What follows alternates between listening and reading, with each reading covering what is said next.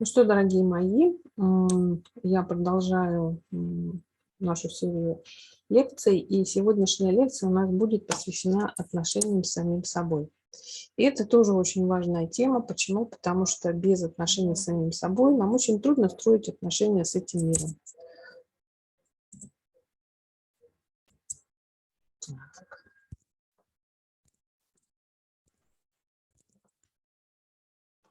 Почему выделяем эту тему и почему очень хочется о ней поговорить? Потому что, во-первых, действительно эту тему мало рассматривают, и как будто бы она не актуальна, потому что это важно для самого человека, и это необходимая часть построения отношений с окружающим миром.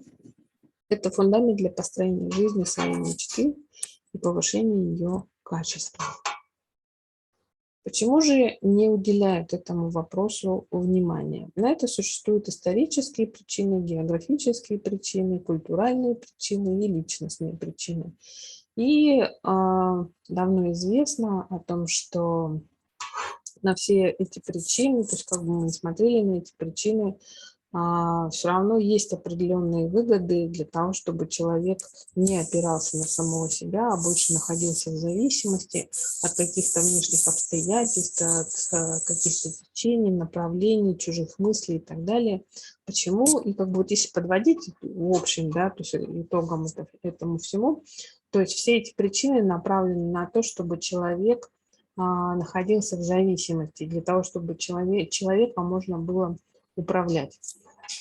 В принципе, как бы, ну, определенные течения нашей жизни, я не буду вдаваться в подробности и в полемику этого вопроса, но как бы в принципе получается, что пока что это удается делать для того, чтобы не обращать на личную жизнь, на личное мироощущение человека, а наоборот держать его в зависимости и влиять на него с разных сторон. Почему это важно для самого человека? Вообще отношения с собой – это важнейшие отношения в нашей жизни. И чаще всего, когда люди приходят ко мне на консультации, когда приходят ко мне на тренинги, я сталкиваюсь именно с тем, что самая неосвоенная как раз часть отношений заключается у человека с самим собой. У нас этого нет в культуре, нас так не воспитывают, нас наоборот все время уводят от самих себя. И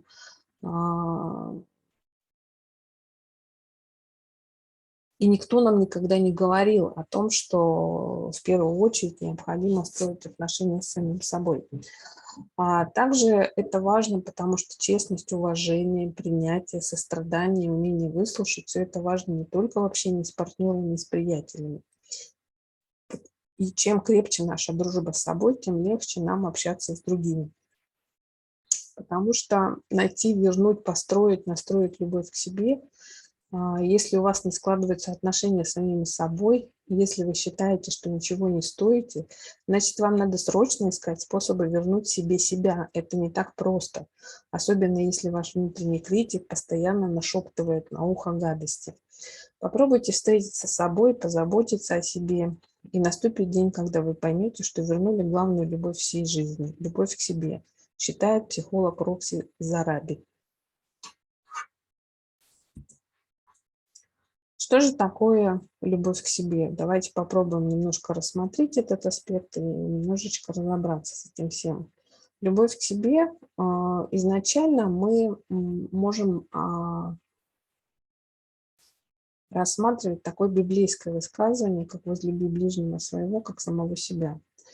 И здесь самым главным является именно не начало фразы, а ее завершение, да, то есть возлюби ближнего своего, как самого себя. Что значит возлюби ближнего своего? То есть как самого себя – это построй отношения с самим собой, и через то, как ты построишь отношения, построй отношения со своим близким человеком. Если у нас эти отношения не налажены, если мы не строим отношения, если мы не заходим в структуру понимания, как я устроен, если мы не научаемся принимать себя, если мы не научаемся прощать себя, если мы не научаемся заботиться о себе, если мы не научаемся ценить себя, то, в принципе, если у нас не освоены вот эти все аспекты наших собственных отношений с самим собой, то очень трудно и непонятным становится путь отношений с другими людьми. Очень трудным и непонятным становится путь взаимодействия с этим миром. Почему? Потому что как будто бы меня нет, и как будто бы мир должен доказать мне мое существование. То есть мы тогда переходим на вот эту грань отношений. Но и теперь давайте представим, что мы живем в обществе таких людей, которым нужно все время какое-то внешнее подтверждение того, что они существуют. И не находите эту картину странной для себя, да, о том, что все время нужно кому-то что-то подтверждать.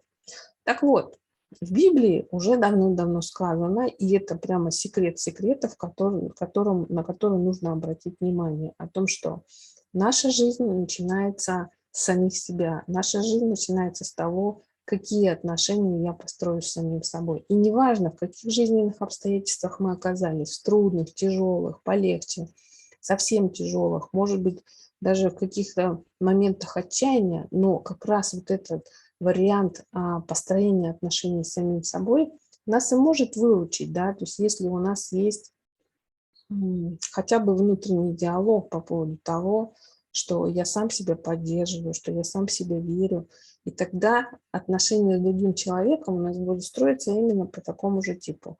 Если в ваших отношениях очень много гнева, если в ваших отношениях с другими людьми очень много обиды, если в ваших отношениях очень много вины, попробуйте внутренним взором перейти на отношения с самим собой. А нет ли у вас столько гнева, нет ли у вас столько обиды или вины по отношению к самому себе? И тогда, может быть, стоит разобраться как раз с этим источником, который мешает вам находиться в более благостной ситуации. Может быть, как раз вот эти непостроенные отношения с самим собой уводят вас от того, чтобы вы чувствовали себя счастливым в этой жизни. И далее невыполнение этих условий приводит к принижению своей роли и эгоизму, развитию эгоизма. Прорастает гордыня и самоуничижение, вырастает агрессия и много других негативных явлений. И лишь поставив себя на достойное место, только тогда рождается достоинство самого человека. Я хочу привести цитату из книги Анатолия Некрасова «Живые мысли». И, конечно, я ее рекомендую вам почитать. И если вы встаете на путь саморазвития, если вы хотите сделать себя счастливым человеком. По-настоящему любить себя – это очень тонкое и глубокое проникновение в свою суть. И здесь он прав, потому что огромное количество людей любовь к себе рассматривают как проявление какого-то материального одаривания себя какими-то материальными вещами. Но по-настоящему любовь к себе – это не про то, что я себя одеваю, или не про то, что я с собой делаю, да, там вожу, ношу, массажирую и так далее. А по-настоящему любить себя – это очень тонко, это глубоко и проникновенно, глубокое проникновение в свою суть. Это единение со своей душой. Особенно сложно проявить истинную любовь к себе и другому человеку, когда забываешь о свободе. И здесь появляется еще один аспект по поводу того, что любовь к себе рука об руку идет с таким понятием, как внутренняя свобода. Полная свобода каждой личности – вот естественный и духовный путь развития. Что делать тогда, возникает вопрос. То есть вроде бы как проблему актуализировала я, да, и тогда возникает вопрос, что делать. На уровне сознания я предлагаю вам поместить себя в центр своей жизни и начинать учиться. Начинать учиться принимать себя. Начинать учиться заботиться о себе, прислушиваться к своим потребностям. Прислушиваясь к своим потребностям, задавать себе вопрос, что мне нужно. Прислушиваться к своим желаниям и, значит, задавать себе вопрос, что я хочу. Прислушиваться к своим эмоциям и задавать себе вопрос, что я чувствую. прислушиваться к своим ощущениям, задавать себе вопросы, что я ощущаю.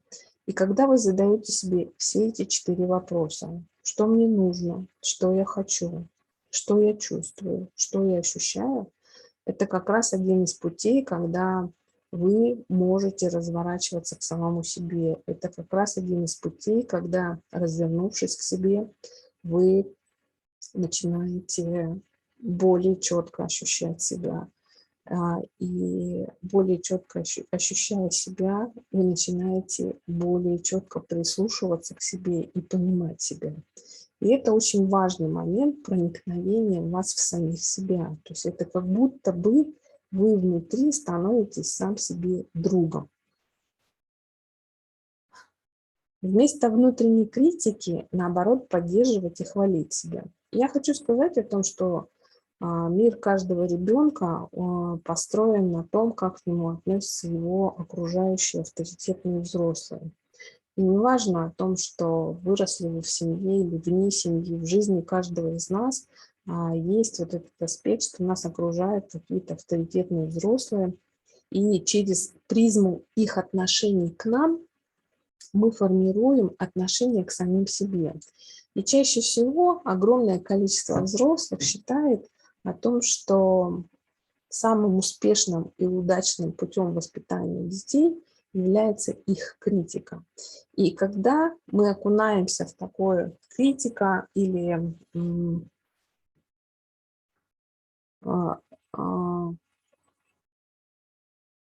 назидание, да, агрессивные назидания, то через вот такое отношение мы осваиваем такую форму взаимодействия, в первую очередь с самим собой. То есть мы тоже начинаем по отношению к себе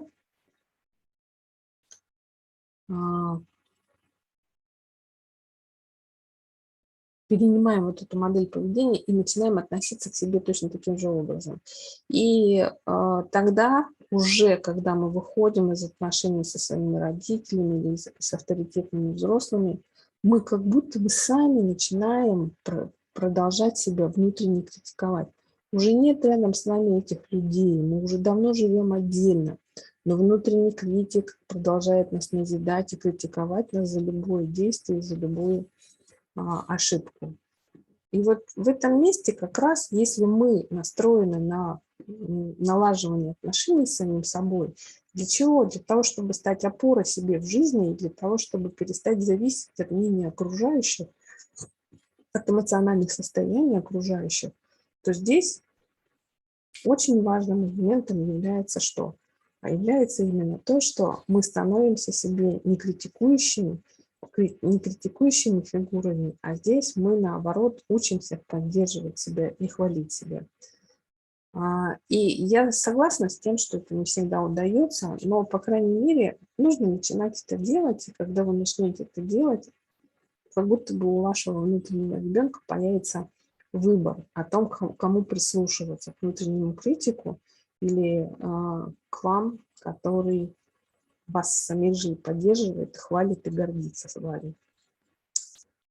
Что еще можно делать? Можно делать себе небольшие подарки, можно себя поощрять, можно себя награждать, можно себя одаривать.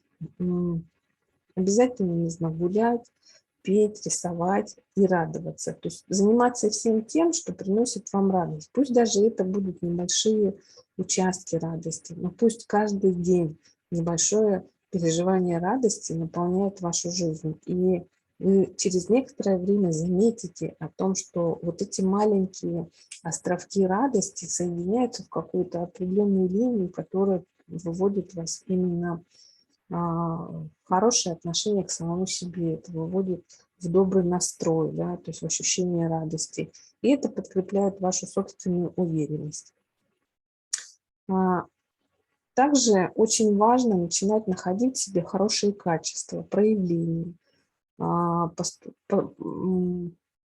хорошие качества, хорошо поступать по отношению к себе, принимать решения в пользу самого себя. И это тоже подкрепляет наши ощущения, это дает нам хорошую опору на самих себя и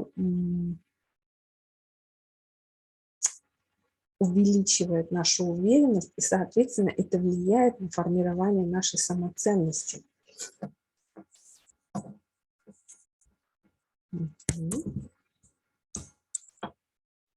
Меньше думайте о прошлом и о своих неудачных решениях, и прощайте себя за ошибки.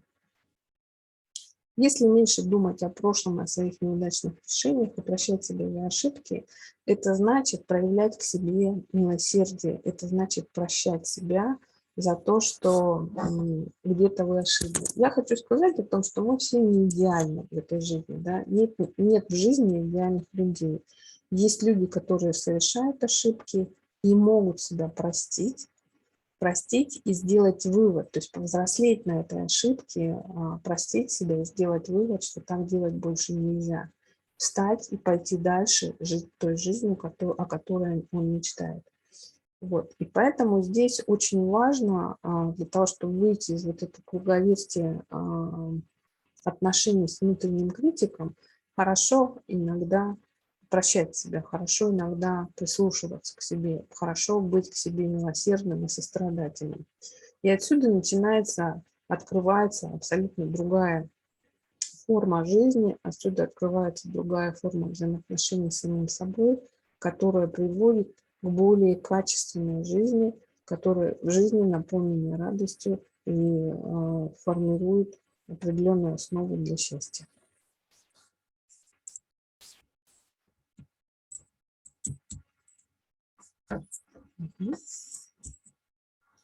Ну что, вот этой маленькой лекции тоже хотела и хочу развернуть вас к самим себе, для того, чтобы вы рассмотрели себя немножко под другим углом и поприменяли, потренировались принимать себя, заботиться о себе, прислушиваться к себе, и чтобы постепенно вы налаживали контакт с самим собой. Желаю вам в этом успеха. И, конечно же, помните, что ваша жизнь в ваших руках.